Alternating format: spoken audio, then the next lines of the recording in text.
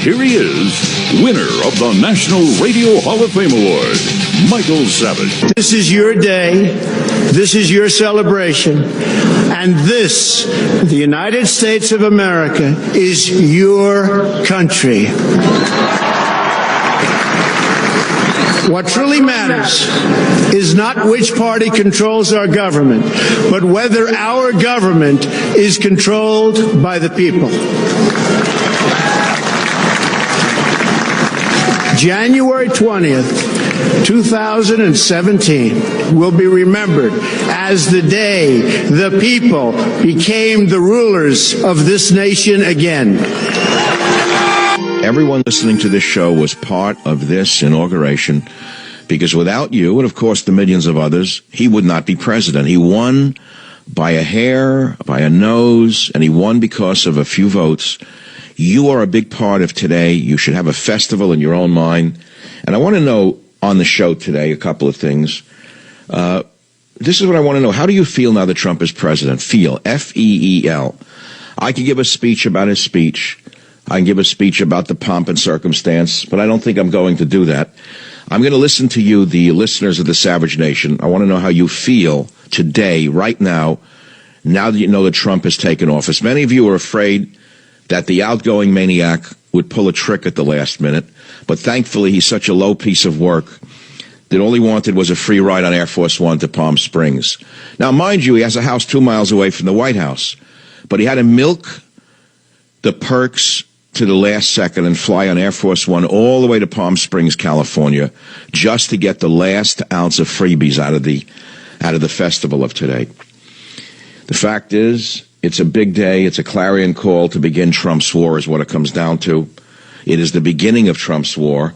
And today I'm going to talk with you about what Trump's war is and how we, the people who elected him, must remain vigilant and retain our independence.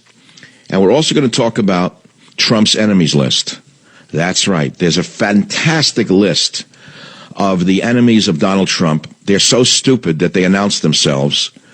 And it is the most comprehensive list of the leftist groups supporting the Disrupt J20 event that was attacking Donald Trump and will be attacking Trump all day today and in the future. These are the anarchists. These are the student morons. These are the left-wing communist bookstores. These are the propaganda distribution outlets. These are the anti-American websites. These are the hacker collectives. These are the shadowy leftist groups that are part of the worldwide radical movement to overthrow the United States of America and steal our freedom. It is a list put together by Lee Stranahan on Breitbart, which I'm going to read to you. What they've done conveniently is give Jeff Sessions a pocket list of groups that must be rooted out immediately. Listen to me very carefully. I live by the First Amendment. I live by free speech. I'm in total favor of speech of any kind, to be very honest with you, except speech which calls for violence and speech which tries to take away my freedoms and speech which tries to block the President of the United States illegally. They have named themselves. So what happened today in the speech is the issue. What happened today and what you witnessed today is the issue. Now, before we begin taking your calls at 855-400, how do you feel? I know how I feel, but if you don't know what you feel, if you're numb, and I'm not being sarcastic, try to imagine how you would have felt right now as you're listening to the Savage Nation if you had seen her up there, Hillary Clinton, taking the oath of office. When I turned the TV on this morning, I was infuriated. I was incensed, almost to the point of enragement. When I watched the lowest of the low, Charles Schumer, giving a speech, I thought that this piece of work had been gone. He embarrassed himself in America during his speech at the inauguration. He gave such a disgusting speech, Schumer, that all you could do is hate him for it. All he did was bring up the Civil War and slavery on a day that we wanted to celebrate. Let us say, out with the old and in with the new. There was Charles Schumer bringing up the Civil War in the most, how shall I say, stupidly pompous way you could ever imagine, shaking his head, thinking the world was going to pay every attention to him. He was an embarrassment to civilization, and yet he was up there. I don't know why he was there. I guess protocol demanded that Charles Schumer, or the person in his position, introduce Clarence Thomas to swear in the vice president. But I will tell you this. All Charles Schumer did was tell us over and over again why we threw Hillary Clinton and the Democrats out in over 1,000 seats. Never forget that it wasn't just Hillary Clinton who lost. President Obama was such a horrible divider and such a poor leader and such an all-around slacker that his party lost 1,000 seats during his reign of terror. That's right, 1,000 seats. No matter what you see on the news, no matter what the vermin in the media tell you, no matter what the fake newsers tell you, Obama presided over the death of the Democrat Party. Did you hear what I said to you? They lost 1,000 seats because of this goofball. So then I think it's over. I wake up, I turn on the TV. My luck, there's Charles Schumer in the most pompous, boring, horrendous speech about the Civil War you could ever imagine. That was the one-off note. Now, before we take the calls here on the show, this is a glorious day that you're always going to remember, the 20th of January, 2017. We all worked very hard for this day. This, for me, is a 22-year fight, personally. For 20 years, I've tried to see a day like today occur. Why? In plain English, no matter what Trump does or doesn't do, he's already saved the nation from the left wing's desire to roll us into a new world order. It just will not happen under him. That's number one. And in his speech today, he said some of the things that we did need to hear, and we'll play some of those. Now, many of you complain about me and about talk radio by saying that we exaggerate and that we omit. Well, let me read something to you. It's a one-liner. There was an author from many, many years ago named Bajot, B-A-G-E-H-O-T. He wrote a single sentence on this issue, and he said this. He said, to illustrate a principle, you must exaggerate much and you must omit much. Did you hear what I just said to you?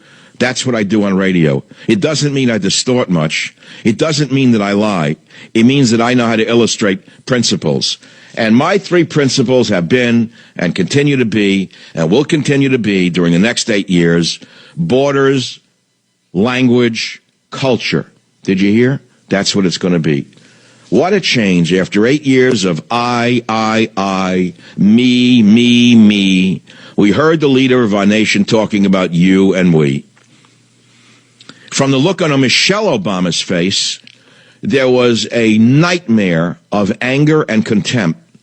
Anger and contempt on Michelle Obama's face like I have never seen before.